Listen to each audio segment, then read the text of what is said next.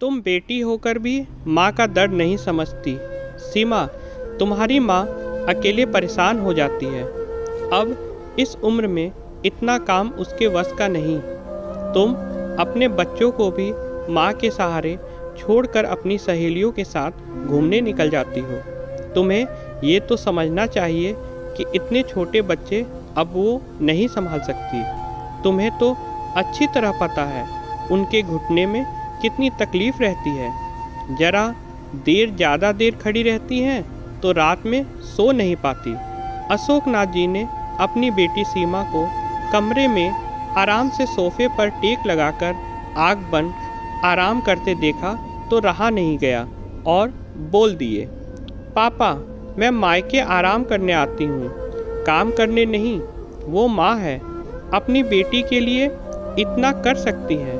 वैसे भी माँ घर का काम हमेशा से ही अपने आप करती है, सीमा ने लापरवाही से जवाब दिया।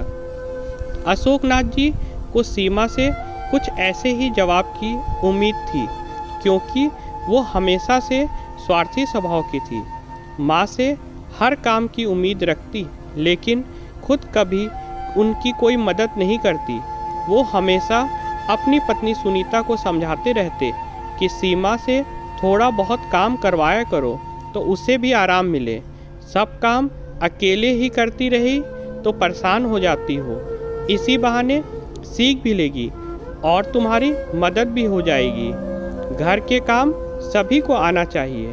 अरे क्या करना है जी, अभी यहाँ तो मैं रह के अपनी मर्जी से, बाकी ससुराल जाकर तो चूल्हा चौका तो संभालना ही है।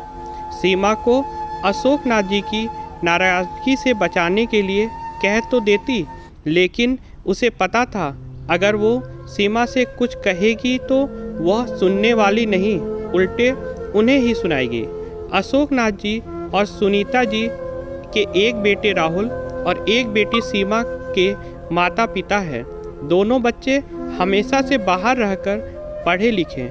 वहाँ हॉस्टल में तो हर काम खुद ही करते, लेकिन घर आते ही एक काम को हाथ भी नहीं लगाते।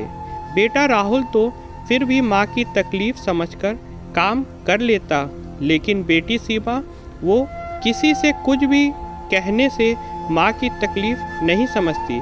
बस अपने कमरे में पड़ी म्यूज़िक सुनना, घूमना फिरना, मौज मस्ती करना, ये सब उसकी आदतों में शुमार था। कोई कुछ कहता तो उसकी यही जवाब होता, सबकी माएँ करती हैं तो आप कोई अनोखा नहीं करती हैं अपने बच्चों के लिए, और वो भी सुनाकर। तो सुनीता जी कुछ नहीं कहती, जैसे भी होता यह सोचकर खुद ही कर लेती, ससुराल जाकर खुद ही सुधर जाएगी, मेरे पास कितने दिन रहना है। लेकिन अशोकनाथ जी उसे टोकते रहते। वो शादी से पहले जैसी थी, शादी के बाद तो और भी ज़्यादा आलसी हो गई। ससुराल में कोई जिम्मेदारी नहीं उठाना चाहती। जिम्मेदारियों से बचने के लिए जब भी चाहे बच्चों को लेकर चली आती। बच्चों को माँ के भरोसे छोड़कर उनकी मौज मस्ती चालू रहती।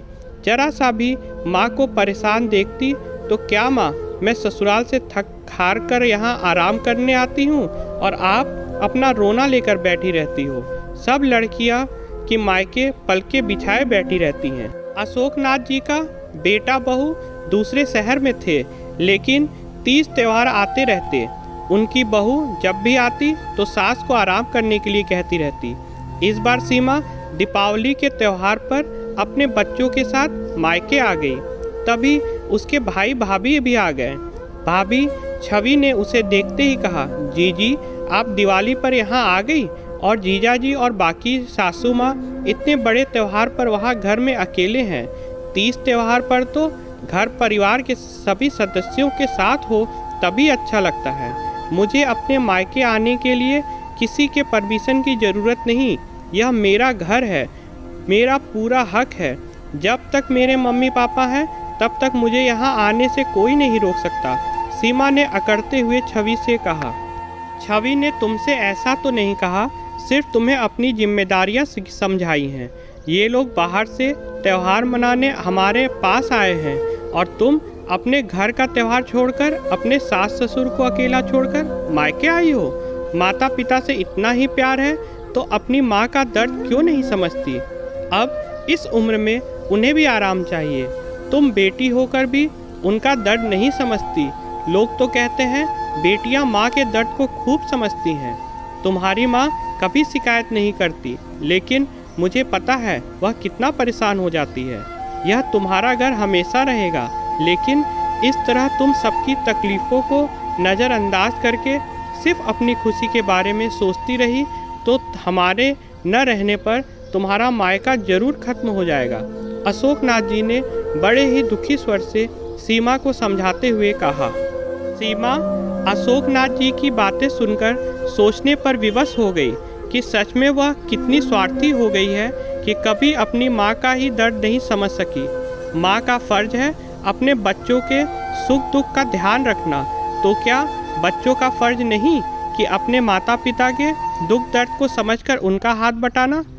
उसने अशोकनाथ जी से कहा, आज तक मैंने जो भी किया उसके लिए माफ़ी चाहती हूँ पापा, लेकिन आगे से कभी ऐसा नहीं होगा कि आपको और माँ को परेशान नहीं करूँगी।